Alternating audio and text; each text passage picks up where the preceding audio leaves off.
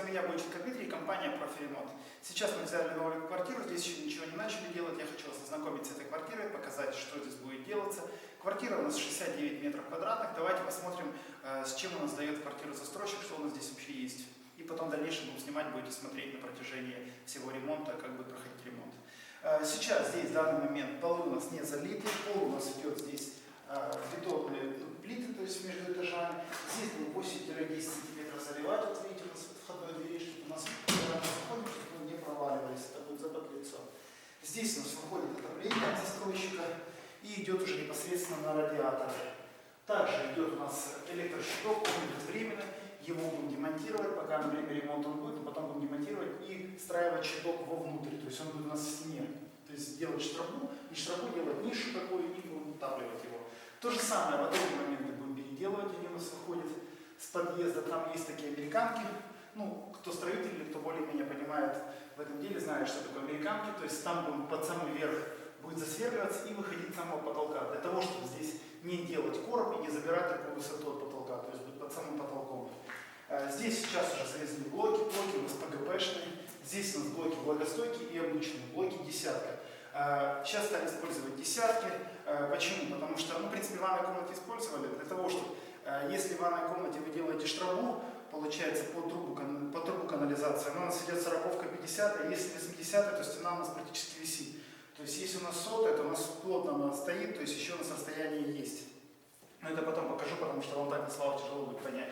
Здесь у нас идет вентиляция от застройщика.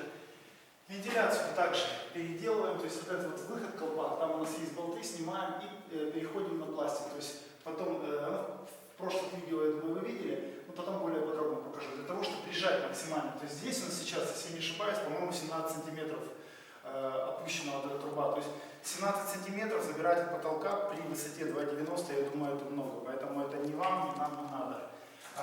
И, естественно, стояк будет зашиваться у нас. Посмотрим, либо блоками заложим, либо гипсокартоном зашьем, потом в процессе решим.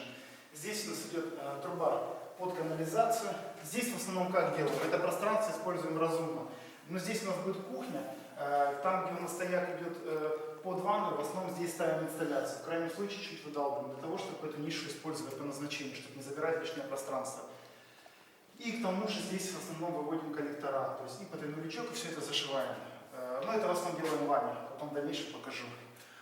Здесь у нас также идет подвод. Про подводы я ранее в других видео рассказывал. Для того, по желанию заказчика их часто переделываем. Почему? Потому что, еще раз повторюсь, мы выводим их со стены для того, чтобы когда у нас было покрытие, здесь не было никаких подрезков, то есть не было вот этих кусочков, пятачков и так далее. Потому что это колхозный вариант, поэтому как бы заказчика предупреждаем, что если хочет, все это дело исправляем. Единственное, что надо понимать, что сама сантехника рехау, она дорогая. То есть, если заказчик располагает бюджетом, то переделываем.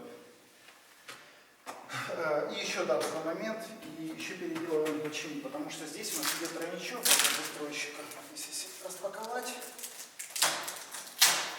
у нас вот, сейчас я раскручу, покажу более подробно. То есть, вот здесь, вот видите, соединение, здесь идет у нас тройник. Если когда-то что-то случается с водоснабжением, с отоплением, то это происходит именно в местах спрессовки, там, примыкания, скрутки и так далее. То есть мы и здесь вот тоже место соединения. То мы делаем, что у нас места соединения только в сантехническом шкафу, что к ним всегда можно будет добраться, а не в полу, в доме, который 47 этажей или там 20 этажей, неважно. То есть если что-то случается, потом катастрофа сюда добраться. То есть вы можете просто затопить всех соседей. Поэтому для безопасности это тоже вещь очень хорошая. Мы отрезаемся и, еще раз напомню, соединяемся только в сантехническом шкафу. И там в стеночке есть одно соединение, к которому тоже легко добраться. Здесь у нас также материал уже завезен. Вот используем такую подложку, всегда берем одну и ту же.